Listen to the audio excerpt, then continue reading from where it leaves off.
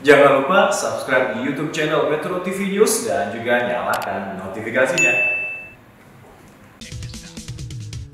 Selamat sore pemirsa, Anda menyaksikan Prime Talk Tajam Mendalam bersama saya Zilvia Iskandar. Kerumunan massa yang terjadi dalam sepekan terakhir membuat publik marah. Perjuangan 8 bulan lebih tenaga kesehatan dalam merawat pasien COVID-19 dan masyarakat yang mengikuti aturan pembatasan sosial seakan sia-sia. Ketidaktegasan kepala daerah dan aparat dalam menindak pelanggar protokol kesehatan menimbulkan kekecewaan dan kegeraman. Reaksi baru ditunjukkan ketika aksi kerumunan sudah terlanjur terjadi. Lalu bagaimanakah agar kerumunan massa tidak terulang kembali, terutama ketika pelaksanaan kampanye pemilihan kepala daerah yang berlangsung di 270 wilayah? Bagaimana pula mengubah perilaku masyarakat yang masih saja abai dan seenaknya tanpa mempedulikan risiko kesehatan yang dihadapi bersama? Saya akan membahasnya sesaat lagi.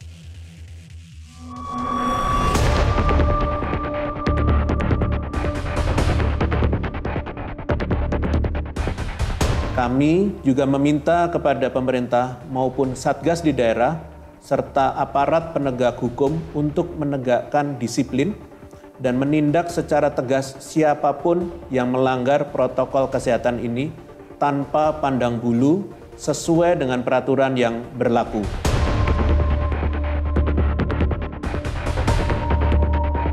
Menegur 82 kepala daerah yang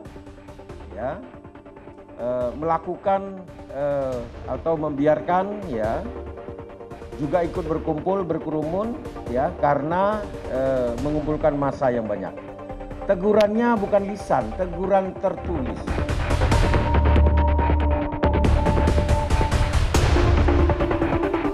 Orang yang mau meminta izin keramaian, Polri tidak akan mengeluarkan itu.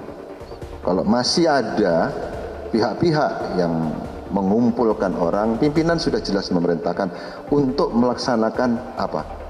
Segera membubarkan.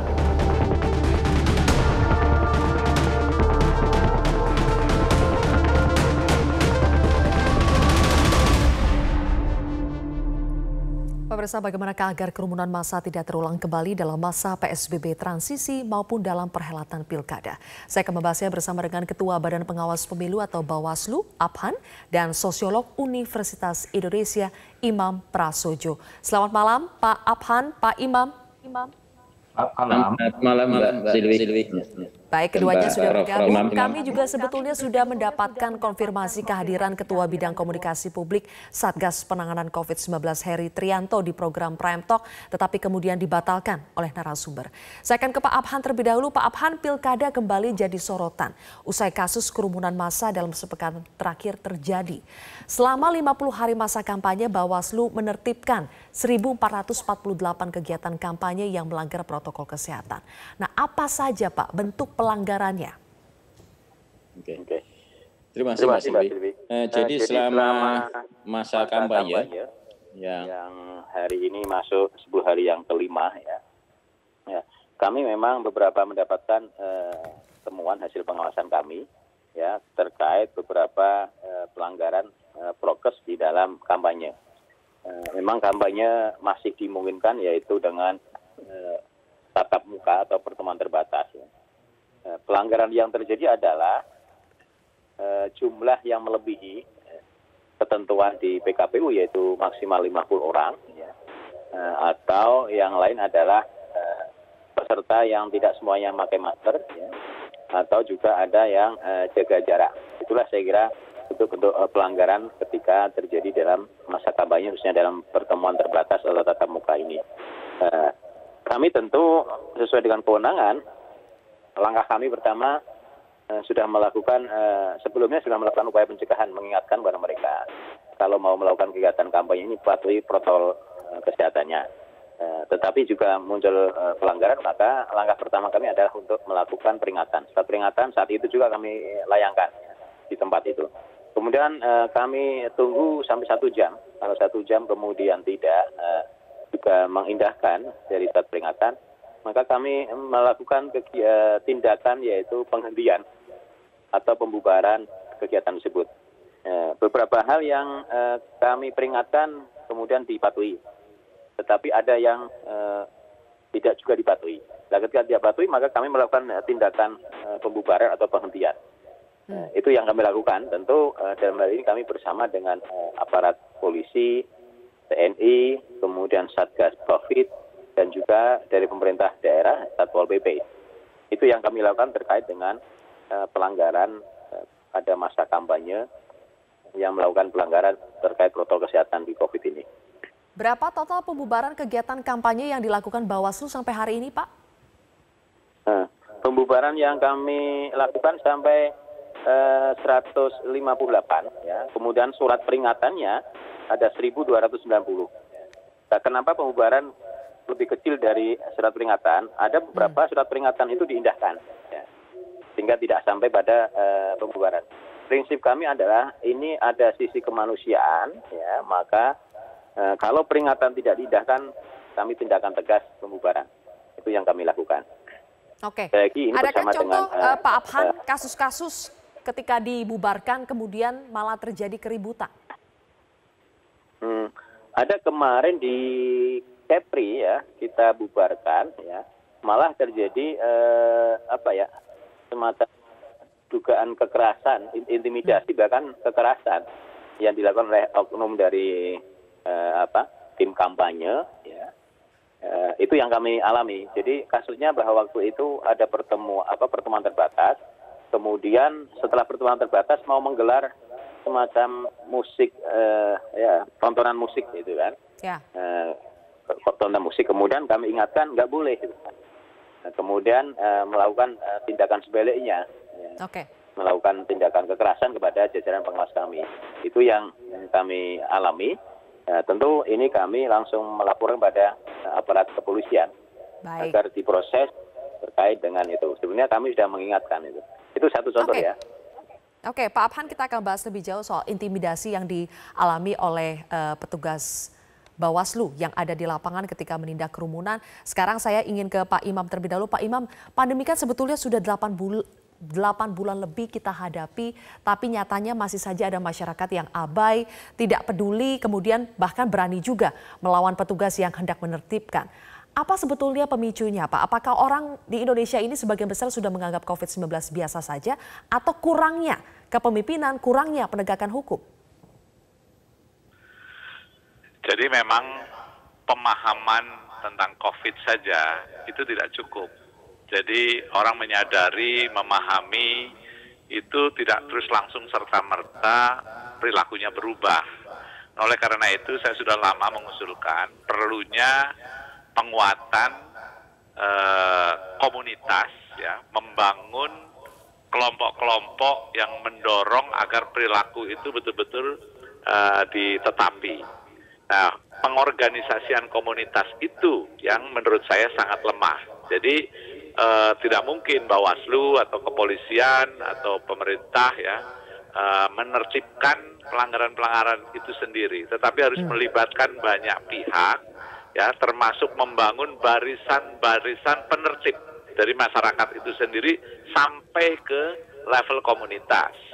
Nah, kalau dalam kaitan dengan partai politik, mungkin ke depan ini saya nggak tahu apakah ini tidak terlambat, ya, tetapi harus jelas kalau ada kampanye, siapa yang paling bertanggung jawab.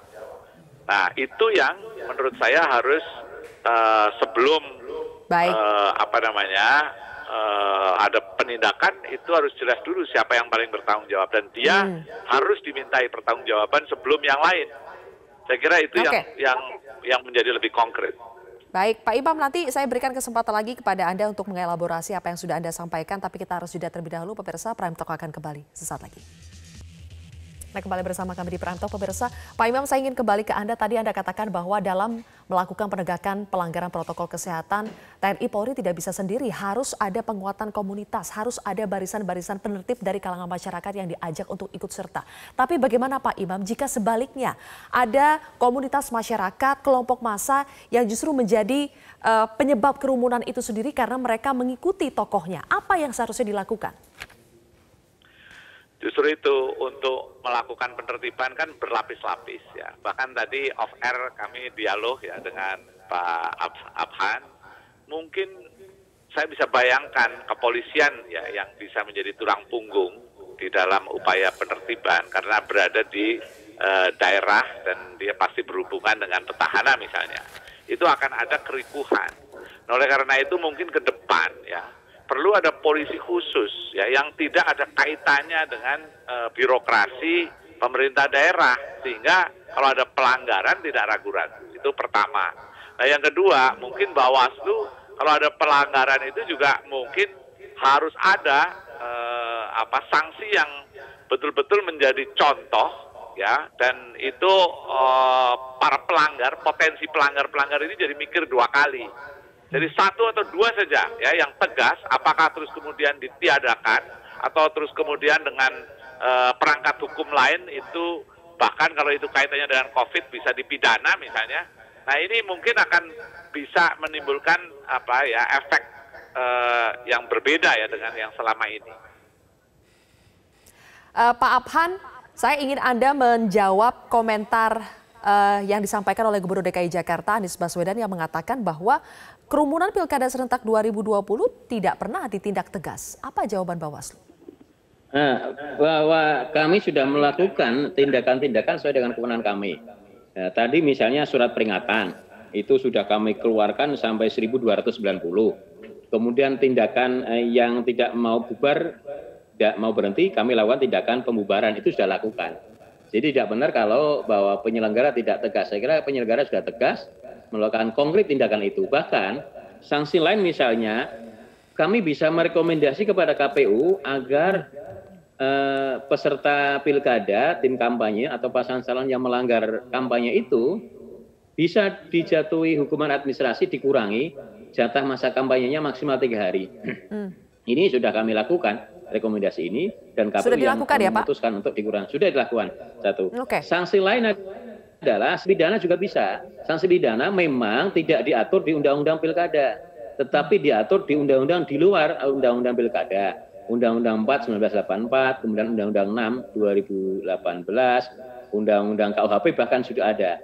Nah, kalau ini ada di undang-undang selain Undang-Undang Pilkada, maka murni kewenangan kepolisian. Ya, saya kira kalau polisi melihat sebuah pelanggaran itu ada laporan atau tidak laporan, ya bertindak itu kan.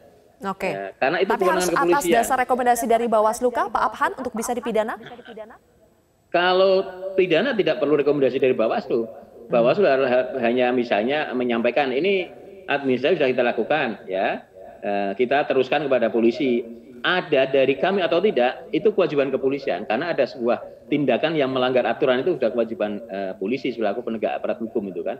Nah, di sini kalau administrasi kami di depan, kami tadi mengeluarkan SP itu kami, ya. Pembubaran kami leading, ya. Nah, ini perlu memang Bawaslu itu perlu backup dari kepolisian dan TNI. Karena apa?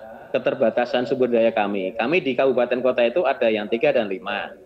Ya, kemudian kami tidak punya kelengkapan seperti polisi pistol, ya, bisa menembak ke atas untuk mengingatkan bubar dan bubar, gitu kan. Baik. Dan punya water cannon dan sebagainya. Ini harus di-backup oleh kepolisian, TNI dan Satgas. Ya harus bersama-sama. Ini bukan pekerjaan penyelenggara pemilu aja, tetapi betul, harus bersama-sama, semua pihak harus sadar kita semua punya kewajiban untuk menjaga protokol kesehatan. Ini ada misi kemanusiaan, sisi kemanusiaan yang diselamatkan. Di segmen terakhir kita akan bahas, Pak Imam, bagaimana mengembalikan kepercayaan masyarakat kepada pemerintah, kepada penegak hukum, karena ini terlanjur ada contoh buruk yang terjadi, dibiarkan begitu saja kerumunan massa dalam jumlah yang sangat besar terjadi. Bagaimana memulihkan kepercayaan masyarakat? Tindakan konkret apa yang harus dilakukan? Sesaat lagi. Tindakan konkret seperti apa yang harus diambil oleh pemerintah, oleh aparat penegak hukum, tokoh-tokoh masyarakat untuk mencegah terjadinya kerumunan massa serupa di masa pandemi seperti ini, Pak Imam? Saya ingin mengacu pada pembelajaran yang terjadi di Amerika, ya. Donald Trump itu jelas sekali pada saat kampanye dia tidak mengindahkan protokol kesehatan, dan akibatnya sekarang yang tertular, yang terinfeksi COVID-19 ini menaik, ya, dan itu terjadi pada saat kampanye maupun pada saat pemungutan suara. Nah, sekarang akibatnya adalah kenaikan yang terinfeksi itu, ya, yang tertular, dan ini menjadi sanksi sosial, ya, bahwa ini loh akibat dari kepemimpinan yang hanya memikirkan dirinya sehingga mengorbankan masyarakat. Itu sanksi sosial yang cukup berat. ya tentu secara hukum ya kalau itu jelas melanggar ya tentu harus segera diusut dan kemudian itu dianggap sebagai tidak saja melanggar hukum tetapi harus ada wacana bahwa ini adalah tipe atau bentuk pemimpin yang irresponsible, pemimpin yang tidak bertanggung jawab. Nah itu yang terjadi kalau Anda amati di Amerika ya, dan itu sanksi sosial seperti itu luar biasa dibebankan atau diarahkan kepada Donald Trump. Mungkin Indonesia bisa seperti itu. Baik, sebagai salah satu bentuk sanksinya.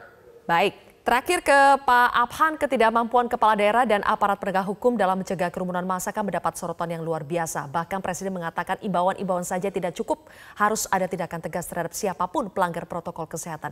Bagaimana Bawaslu menerapkan perintah Presiden ini dalam konteks pilkada? Ya, dalam konteks pilkada sesuai dengan kewenangannya Bawaslu, sebagaimana diatur di PKPU 13. Kami tadi sudah sampaikan, kami lakukan ya tadi peringatan, kemudian tindakan pembubaran dan sebagainya. Karena itulah konteks pilkada dan yang diberikan oleh regulasi kewenangan kami. Ya. Pada soal administrasi peringatan, kemudian tindakan pembubaran, tindakan rekomendasi untuk dikurangi jatah jadwal masa kampanye, hari kampanye. Nah, tindakan lain memang harus ada diambil oleh kepolisian. Karena apa? Wilayahnya ada di wilayah dihukum selain di luar undang-undang pilkada. Ya, tadi di Undang-Undang 498 soal penyakit menular dan sebagainya. Nah, kami perlu menyampaikan juga sampai hari ini memang belum ada tindakan dari kepolisian yang memproses pidana atas pelanggaran protokol kesehatan dalam masa kampanye. Khusus yang prokes ya. Kalau dulu ada misalnya berita Tegal itu bukan dalam konteks kampanye, tetapi ada pejabat daerah sana punya gawe, nanggap lanjutan dan sebagainya. Tapi tidak dalam konteks kampanye. Tetapi yang ada dalam konteks kampanye, kepolisian belum pernah melakukan tindakan tegas itu. Nah ini saya kira, mari bersama-sama kami dalam koridor sesuai ketentuan kewenangan kami, dalam pilkada kami lakukan kewenangan kami, yang ada pidana ya, pidana umum ya kepolisian itu. Saya kira itu ya. Baik. Mbak, bagaimana Pak Imam? Afan, jadi ya. Saya mengusulkan bagaimana kalau Bawaslu ada web ya yang khusus ada lembaran memberi foto pelanggar-pelanggar ya kandidat-kandidat sehingga kalau yang paling sering itu muncul fotonya pelanggarannya sehingga itu nanti sebagai bentuk sanksi sosial ya Pak Imam. Politiknya itu yang menyebarkan bahwa ini adalah kandidat yang paling sering melakukan pelanggaran. Saya kira itu usulnya Pak Abhan, silakan nanti dipertimbangkan, tapi kita harus menyudahi diskusi kita pada hari ini. Waktunya sudah habis. Terima kasih Pak Imam Prasojo dan juga Ketua Bawaslu. Pak Abhan telah bergabung bersama kami di Prime Talk hari ini. Pemirsa, saya Zilvia Iskandar pamit undur diri. Terima kasih telah bergabung bersama kami dalam Prime Talk.